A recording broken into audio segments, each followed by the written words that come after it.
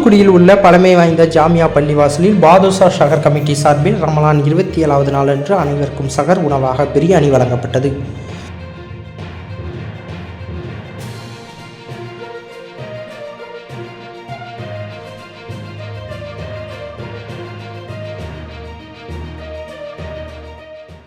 இஸ்லாமியர்களின் 50 கடமைகளில் ஒன்றான ரமலான் மாதத்தில் நோன்பு இருப்பது வழக்கம். இஸ்லாமியர்கள் நோன்பு அதிகாலையில் சூரிய உதயத்துக்கு முன்பு உணவு அருந்துவிட்டு சூரியன் மறையும் நேரம் வரை உணவு தண்ணீர் எதுவும் உட்கொள்ளாமல் நோன்பு கடைபிடித்து வருகின்றனர்.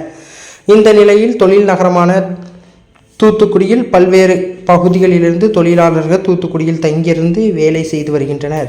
இவர்களுக்கு அதிகாலையில் உணவு கிடைப்பது மிகவும் சிரமத்திற்கு உள்ளானது. இதனைத் தொடர்ந்து தூத்துக்குடியில் உள்ள பழமை வாய்ந்த ஜாமியா பள்ளிவாசல் ஜமாத் சார்பில் பாதுஷா ஷஹர் கமிட்டி சார்பில் ஆண்டுதோறும் ரமலான் மாதத்தில் 30 நாட்களும் இலவசமாக சகர் உணவு வழங்கப்பட்டு வருகின்றது. இந்த நிலையில் இந்த ஆண்டு தூத்துக்குடி பாதுஷா ஷஹர் கமிட்டி சார்பில் இஸ்லாமியர்களுக்கு சகர் உணவு சிறப்பாக வழங்கப்பட்டு வருகின்றது.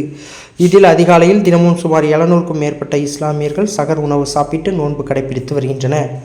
தூத்துக்குடியில் வெளி மாவட்டங்களிலிருந்து ஏராளமானோர் வேலை காரணமாக இங்கு தங்கியிருப்பவர்களுக்கு சகர் உணவு எந்த சிரமமும் இல்லாமல் கிடைப்பதற்கு தொடர்ந்து 14 ஆண்டுகளாக வெகு சிறப்பாக உணவு வழங்கப்பட்டு வருகின்றன. இந்த நிலையில் ரமலானின் 27வது நாளான இன்று இரவு சகர் உணவு சுமார் 1000 பேருக்கு பிரியாணி வழங்கப்பட்டது.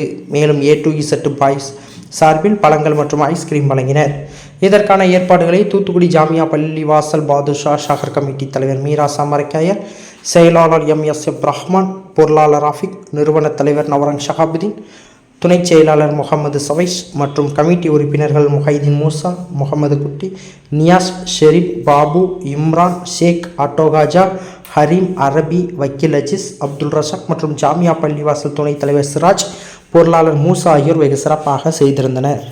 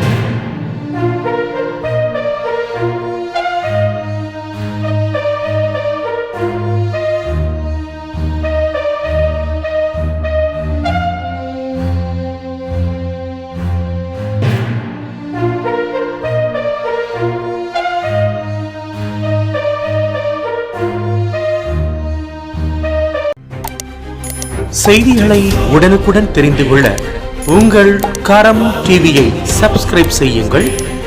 அதோடு பெல் பட்டனையும் கிளிக் செய்யுங்கள்.